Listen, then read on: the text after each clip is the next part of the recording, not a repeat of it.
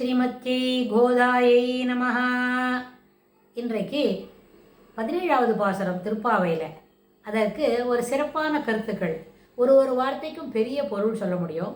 ஒரு வார்த்தையும் அதுக்கு இருக்கிற உள்ளுரை பொருள், ஆழமான பொருள் இருக்கே, அதை சொல்ல துவங்கினா நிறைய மணி நேரங்கள் சொல்லியிருக்கலாம். ஏன்னா இது கோதோபனிஷத். பெருமாள் துவாபர யுகத்தில் மகாபாரத யுத்தத்தில் அர்ஜுனனுக்கு பகவத்கீதை கீதோபனிஷத் சொல்லி கொடுத்தார். என்னெல்லாம் இருக்குது, எப்படியெல்லாம் ஒருத்தன் கர்மாவை செய்யணும், அப்படி அதுலேருந்து எப்படி ஞானம் கிடைக்கும், ஞானம் வந்த பிறகு பக்தி எப்படி வரும், அப்படியெல்லாம் சொல்லி கொடுத்தார். 700 ஸ்லோகம் சொன்னார். கோதோபனிஷத் அப்படி இல்லை, ஒரு 30 பாசுரங்கள் தான். ஆனால் ஒரு வார்த்தைக்கும் சிறப்பான பொருள் உண்டு.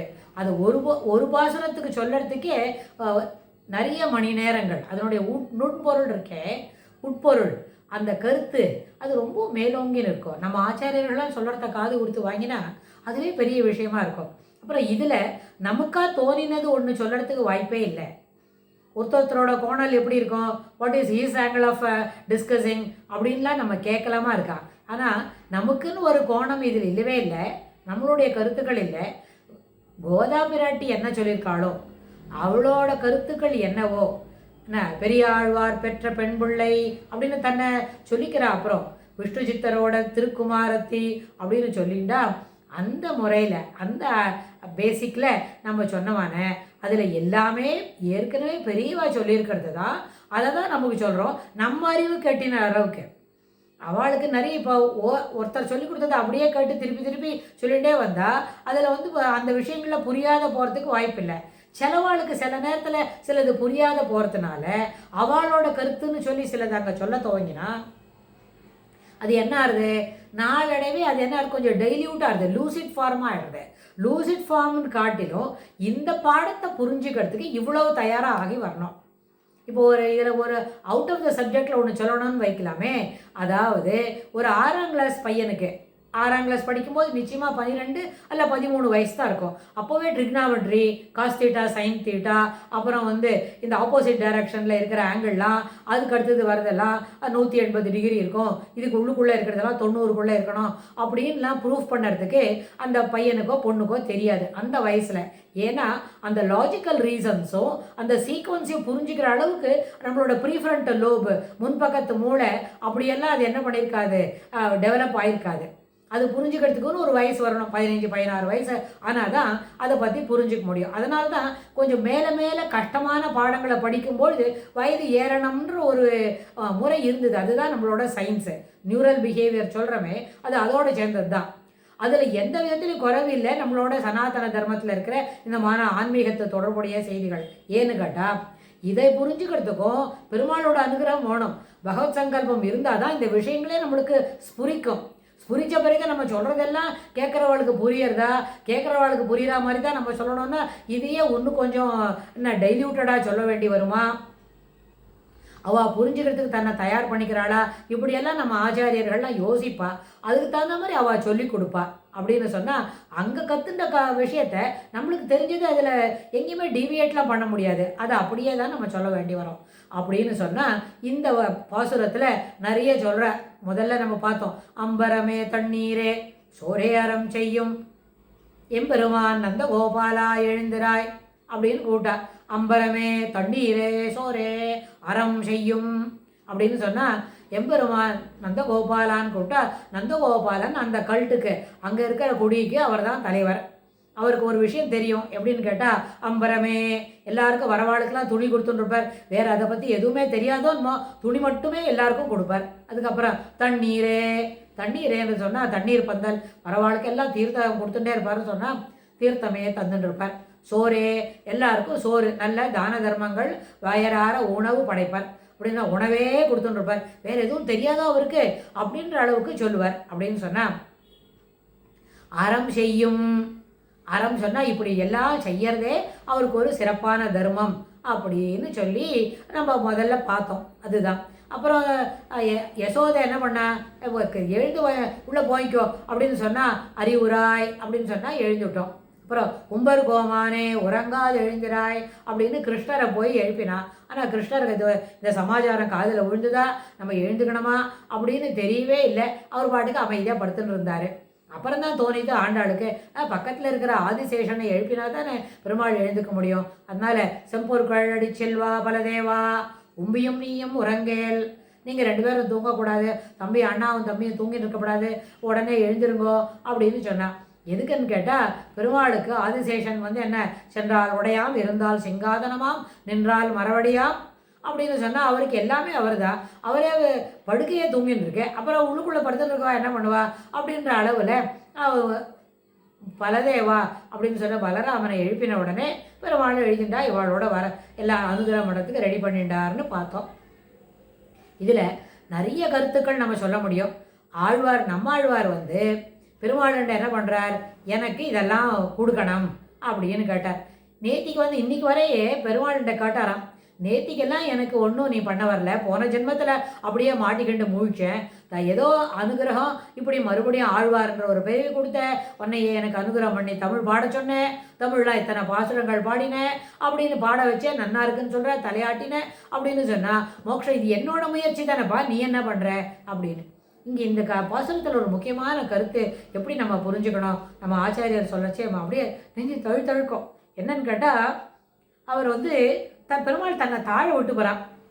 யார்கிட்ட, கோதாதி பிராட்டிக்கிட்ட, நம்மாழ்வார்கிட்ட அப்படின்னு. ஏன்னா அந்த தமிழுக்கு அவர் ரொம்ப ஈடுபாடு உடையவரான். அதனால் தாழ விட்டுக்கிட்ட, ஆமாம்ப்பா எனக்கு ஒன்றும் போன ஜென்மத்தில் ஏன் உன்னை காப்பாற்றலைன்றதுக்கு எனக்கு அதுக்கு பொருள் தெரியல, இப்போ தான் கொடுத்தனே, இப்போ வாரமே வைகுண்டம் கொடுக்குறேன், வைகுண்டத்துக்கு வந்துடலாமே, அந்த நாடு அலங்கரிக்கலாம், அங்கே இதெல்லாம் பார்க்கலாம் அப்படின்னு.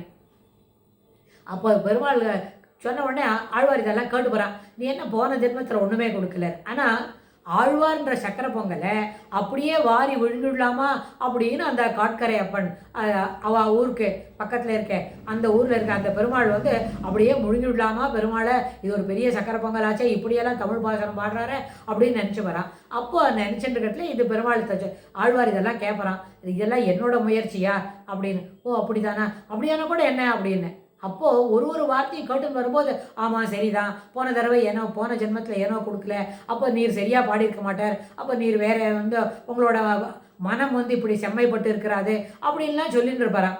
அப்போது ஆழ்வாருக்கு தோணித்தான், பெருமாளை இறக்கி விட்டு நம்ம வசந்தவன்னு பெருமாள்கிட்ட காட்டுவோமா, அது சாரியா, அவன்தான் சர்வ வல்லமை பொருந்திய ஜெகத் ரக்ஷகன், எல்லாத்துக்கும் அவர் தான் சிறப்பாக காப்பாற்றக்கூடியவர், அவரை போய் நம்ம நான் தான் எல்லாம் பண்ணினேன்னு சொன்னால் பெருமாளை தாழ்த்தி பண்ணுறதா சரியாயிடுமே, அது ஏற்புடையதன்றே அப்படின்னு ஆழ்வார் யோசித்து, இல்லைப்பா நான் தான் சரியாக செய்யலை, இப்போதான் அதுக்கு எனக்கு என்ன காலம் கனிந்து வந்திருக்கிறது, நீ கொடுக்கறத பற்றி ரொம்ப சரி அப்படின்னு சொல்லுவாள். அப்போது நம்ம ஆச்சாரியர்கள் நம்மளுக்கு என்ன கொடுத்துருக்கா, எல்லா விதமான உணவு எதுக்கு உணவு, வயிற்றுக்கு ஈயப்படும் இல்லை, இந்த ஆத்மாவுக்கு ஜீவனுக்கு தேவையான வசதிகள் என்னவோ அது எல்லாம் பண்ணி கொடுத்துருக்கார். என்ன தெரியுமா, நந்தகோபாலன் தான் ஆச்சாரியர் அப்படின்னு சொன்னால் அம்பரமே தண்ணீரே சோரே அப்படின்னு.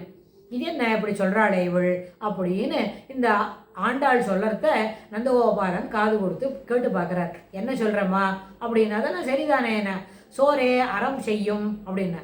அறம் என்ற வார்த்தை யாருக்கு பொருந்தும், பெருமாளுக்கு மட்டும்தான் பொருந்தும். ராமோ விக்கிரகான் தர்மஹா இல்லையா, எப்போவுமே தர்மம்னு சொன்னால் தர்மத்தோட பிரதீக அடையாளம் யார், ராமன் தான். ராமன் இல்லாட்டா வேற எதுவுமே இல்லை. அப்புறம் கிருஷ்ணர் என்ன, கிருஷ்ணரும் தர்மத்தோட அடையாளம் தான். அம்பரமே அப்படின்னு சொன்னால், அம்பரம் என்று சொன்னால் உடை, எந்த ஜீவனுக்கு எது உடை வேணும், நல்ல குணாதிசயங்கள். அம்பரமே சோரே, சோறு கொடுக்குற ஒருத்தர் வச்சுக்கோங்க, சோரே தீர்த்தமாக ஆகுமா, ஆகாது. தீர்த்தம் ஒருத்தர் வரவாளுக்கெல்லாம் தண்ணி பந்தல் வச்சு எல்லாருக்கும் தீர்த்தம் கொடுக்குறாரு, வரவா போகிறவாளுக்கு சக்கல பேருக்கும் ஒரு 3 மாதத்துக்கு வெயில் காலத்தில் நல்லா தீர்த்ததான தண்ணீர் பந்தல் இருக்குது. அந்த தீர்த்தம் கொடுத்துட்டா அதுவே சோறாகவும் உடையாகவும் அம்பரமாகவும் மாறுமா, வாய்ப்பில்லை. அம்பரம் வேற சோறு வேற. அப்போ அம்பரமே தண்ணீரே சோறே இதை மட்டும் கொடுத்துட்டா அறம் செய்ய வேண்டாமா அப்படின்னா. அப்போ நந்தகோபாலன் கேட்டுட்டாரா, இது என்ன இப்போ பண்ணினதெல்லாம் அறம் இல்லையா அப்படின்னு கேட்டா. இல்லை, அறம் என்ன சொன்னால் சர்வலாபம் இருக்கணும், எல்லாத்துக்கும் இப்போ ஒருத்தருக்கு தீர்த்த தானம் பண்ணினா அவருக்கு சாப்பாடு உணவு கிடைக்காதா, சோறே கிடைக்காதா, அதுக்கப்புறம் அம்பரமே துணி வஸ்திரமே கிடைக்காதா? அப்போ அது ஒண்டி எப்படி ஆகும்? தீர்த்தம் கொடுத்தா தீர்த்தம் மட்டும்தான் ஆகும். இல்லை எல்லாருக்கும் அது ஆகாரம் உணவு தானம் என்ன பண்ணுறோம், அறம் செய்கிறோம் அப்படின்னா உணவு மட்டும்தான் கொடுத்ததாகும். அங்கே வஸ்திரம் கொடுத்தது ஆகாது, தீர்த்தம் கொடுத்தது ஆகாது. ஆனால் இது எல்லாத்தையும் சேர்த்து வச்சா சர்வ லாபம், எப்போவுமே ஏகைக சர்வ லாபம் அப்படின்னு ஒன்று கிடைக்கணும். அது என்னது? அது கிருஷ்ணர் தான். அப்போது பெருமாளை எங்களுக்கு கிருஷ்ணரை கொடுத்தோம், எங்களுக்கு கிருஷ்ணர் தான் வேணும், அந்த அறம் கிருஷ்ணர் கொடுக்கறதுன்ற அந்த அறத்தை எங்களுக்கு தாங்கோ அப்படின்னு ஆண்டாளோட இவாளோட கோஷ்டி போகிறாளே, இவா போய் நந்தகோபர்ன்ட்டு அதை கேட்குறா. அப்போ பெருமாள் என்ன சொல்ல, அவர் அந்த நந்தகோபர் கேட்டாராம், அது என்னம்மா கமாடிட்டியா, சாமானா ஒரு தூக்கி பையில் வச்சு கையில் போட்டு கை பையில் போட்டு கொடுத்து எடுத்துன்னு போன்னு சொல்லறதுக்கு அப்படின்னு. அப்படி இல்லை தான், அவன் சர்வ வல்லமை பொருந்திய பெரிய எல்லாவற்றுக்கும் சர்வாவஸ்தை எல்லா காலத்திலும் எல்லா இடங்களிலும் நீக்கமர நிறைந்திருக்கிறவன் தான். அவன் எல்லாருக்கும் சேர்ந்தவன் தான். ஆனால் பெருமாளை என்ன சொல்கிறார், உண்ணும் சோறு பருகும் நீர் தின்னும் வெற்றிலை எல்லாம் கண்ணன் அப்படின்னு நம்மாழ்வாரோட ஒரு பாசுரத்தில் அவரோட அனுபவம் எப்படி இருக்கணும், எல்லாமே கிருஷ்ணர் தான், கிருஷ்ணன் இல்லாமல் எதுவுமே இல்லை அப்படின்னு. ஏன்னா கிருஷ்ண தத்துவம் அப்படின்றத ஒரு படம் வரை அப்படின்னு சொன்னால் எப்படி வரைய முடியும்? இப்போ நம்ம பேசுகிற மாதிரி தான், ஒரு கோவப்படு அப்படின்னா கோவத்தை எங்கேயாரும் வரைய முடியுமா? சரி, ஆசையாக சிரிப்பாக சந்தோஷமாக இருக்கேன், சந்தோஷத்தை வரையனா சந்தோஷமாக இருக்கிறவாளை பற்றி வரைய முடியும், கோவப்படுறவாளை பற்றி வரைய முடியும். ஏதாவது ஒரு பொம்மை போட்டுட்டு ஒருத்தர் அடிக்கடி கோவப்படுவார்னா இது ஈக்குவல் டு ஆரோ மார்க் போட்டு கோவம் அது மேலே எழுதினா அவர் பார்த்துட்டா நம்மளை என்ன பண்ணுவார், அடிக்கிறதுக்கு ஓடி வருவார் அப்படின்னு. அதே மாதிரி ஒருத்தர் எப்போ பார்த்தாலும் சிரிச்சுட்டு சந்தோஷமாக இருப்பார் அப்படின்னா அவரோட படத்தை வரைஞ்சிட்டு அதுக்கு நேராக சிரிப்பு சந்தோஷமாக இருப்பவர் அப்படின்னா எஸ் கரெக்ட், நீங்கள் சரியாக சொன்னாங்க அப்படின்னு சொல்லுவார் அவர். அதனால் சந்தோஷத்தையே வரைய முடியாது, சந்தோஷமாக இருக்கிறத பற்றி வரைய முடியும். அதுபோல் நம்மாழ்வாரோட கிருஷ்ண பக்தி இருக்கே, கிருஷ்ண தத்துவம், அவர் அதை புரிஞ்சுக்கிறதும் அவர் சொல்கிற விதமும் அவரோட ஈடுபாடும் கிருஷ்ணர்கிட்ட அவர்கிட்ட இருக்கிற ஈடுபாடை எப்படியான வரைய முடியுமா அப்படின்னு கேட்டால் அதெல்லாம் முடியாது. நம்மாழ்வாரோட படத்தை நல்லா தெளிவாக அழகாக வளைஞ்சி அவர் என்ன வகுளாபரணர் அப்படின்னு சொன்னால் அந்த வகுளாபரணரை மாறன் காரிமாரப்பிரான் அப்படின்னு அதை அழகாக அப்படி வரைஞ்சுட்டா அதுக்கப்புறம் அதுங்கள் கிருஷ்ண தத்துவம் அப்படின்னு எழுதினா அதை கரெக்டாக அதில் போய் பொருந்தும். ஏன்னு கேட்டால் அவர் தான் சொன்னார், உண்ணும் சோறு பருகும் நீர் தின்னும் வெற்றிலை எல்லாம் கண்ணன். அதையே தான் இங்கே ஆண்டாள் என்ன சொல்கிறார், அம்பரமே தண்ணீரே சோரே அறம் செய்யும். இங்கே அறம் செய்யும் தானே சொல்கிறா அப்படின்னு சொன்னால் இந்த இடத்துல அறம் என்ன சொன்னால் ஸ்ரீகிருஷ்ணர் தான்.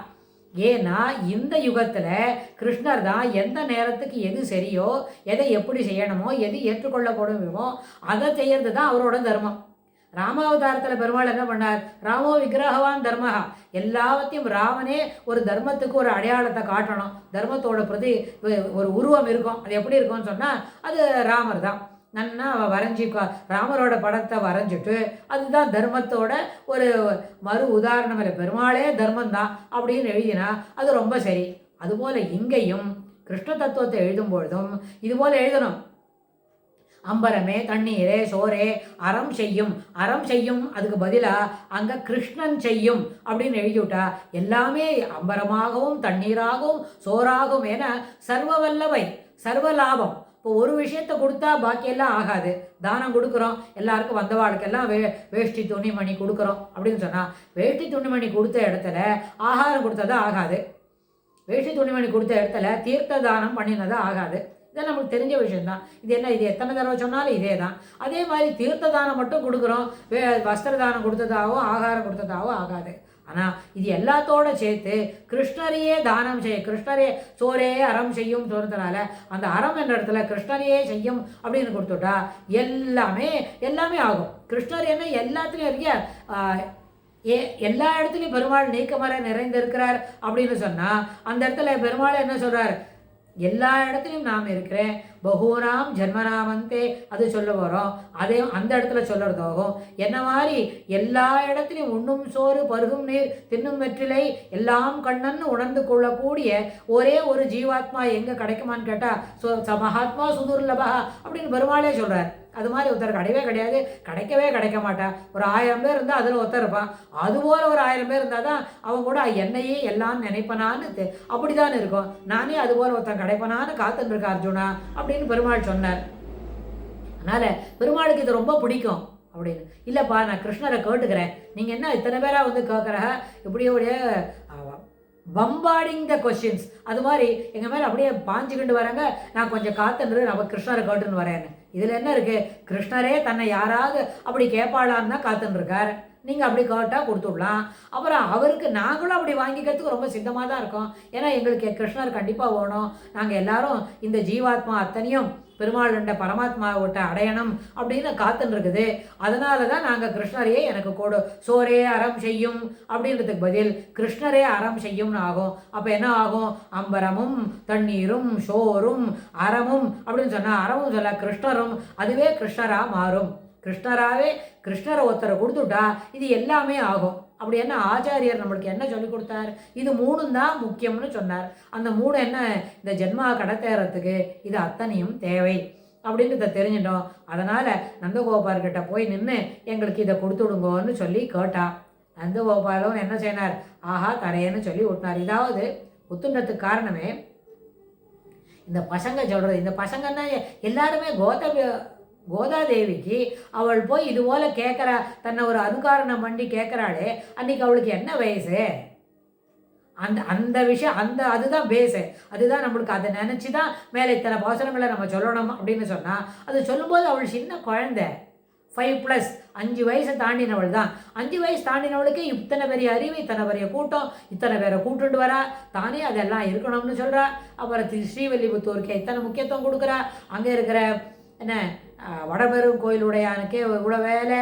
அதுக்கப்புறம் தன்னோட தகப்பனார் பெரியாழ்வாரோடைய கிரகத்துக்கே இத்தனை முக்கியத்துவம் கொடுத்து எல்லாரையும் கூட்டியுண்டு அப்படி போகிறான்னு சொன்னால், அந்த குழந்தையோட உள்ளார்த்தம் முக்கியமாக இது எல்லாத்துக்கு மேலே இன்னொரு இன்டெப்த் உள்ளுக்குள்ளே என்ன இருக்குது?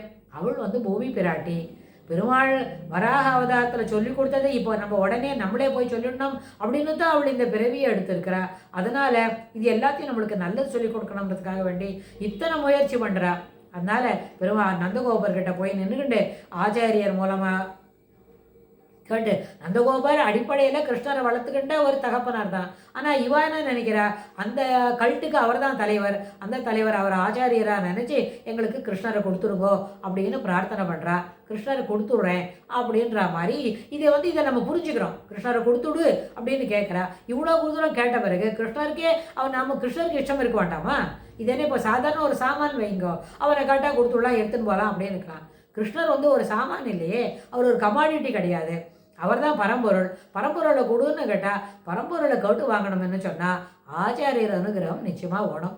பரம்பொருள்கிட்ட கிட்ட போகணும் அப்படின்னாலே ஒரு ஆச்சாரிய முக்கியனா தான் போக முடியும். நம்மளே போய் நின்றுக்கலாம். சுவாமி உதாசீனமாக இருப்பார்.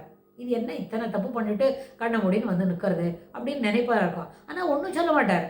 சரி வந்தது அப்படின்னு. அப்புறம் வேறு எங்கேயோ ஏதோ கேட்குறோம், அது வேணும் இது வேணும், அப்புறம் இதுலேருந்து இது வரைக்கும் நெக்லஸ் வேணும், இத்தனை வளை வேணும், இல்லை நான் அந்த ஊருக்கு போகிறதுக்கு இதெல்லாம் வசதி வேணும்னு கேட்டால் அதெல்லாம் கீழே இருக்கிற சித்துப்பட்ட தெய்வத்தின்டே கேட்டு வாங்கிக்கலாம். மேலே உனக்கு மேலானதற்கு எல்லாம் மேலானது அது வேணும் என்ன சொன்னால் அங்கே தான் போய் கேட்கணும்.